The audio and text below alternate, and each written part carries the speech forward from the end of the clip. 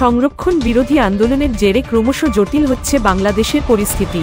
বিক্ষোভ, সংঘর্ষ, অগ্নিসংযোগ, মৃত্যু মিছিলও অব্যাহত। শুক্রবার পর্যন্ত গোটা দেশে মৃতের সংখ্যা বেড়ে হয়েছে 105। রাতেই প্রধানমন্ত্রী শেখ হাসিনার নেতৃত্বে ঢাকার গণভবনে বৈঠকে বসে 14টি দল।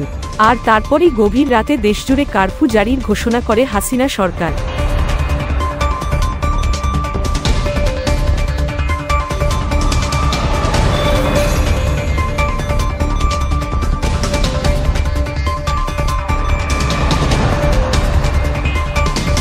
প্রধানমন্ত্রীর প্রেস সচিব নাইমুল ইসলাম খান জানিয়েছেন, সাধারণ মানুষের জীবন রক্ষায় সর্বত্র সেনা মোতায়েন করা হচ্ছে।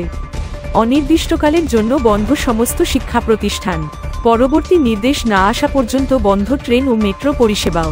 আজ শনিবার বাতিল করা হয়েছে ঢাকা কলকাতা মৈত্রী এক্সপ্রেস। 21শে জুলাই রবিবার আপ এবং ডাউন রুটে কলকাতা খুলনা বন্ধন এক্সপ্রেসও চলবে না।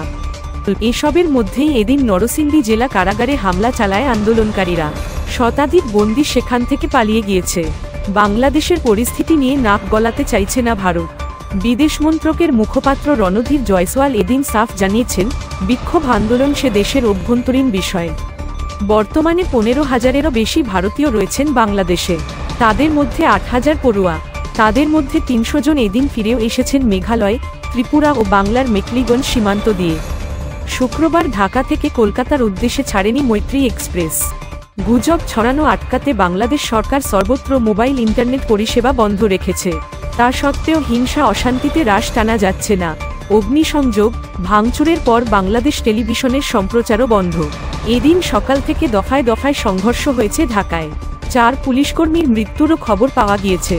রাজধানী ঢাকাতে মৃতের সংখ্যা 34 পেরিয়েছে বলে দাবি আন্দোলনকারীদের।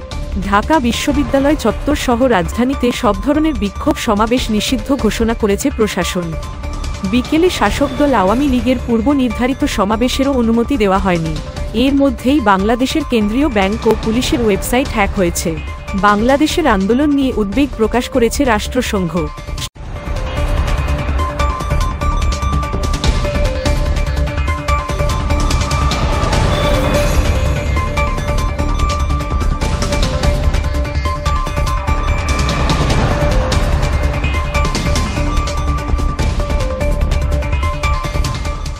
প্রতি মুহূর্তের খবরের আপডেট পেতে আমাদের চ্যানেলটি সাবস্ক্রাইব করুন ও বেল আইকনে প্রেস করুন।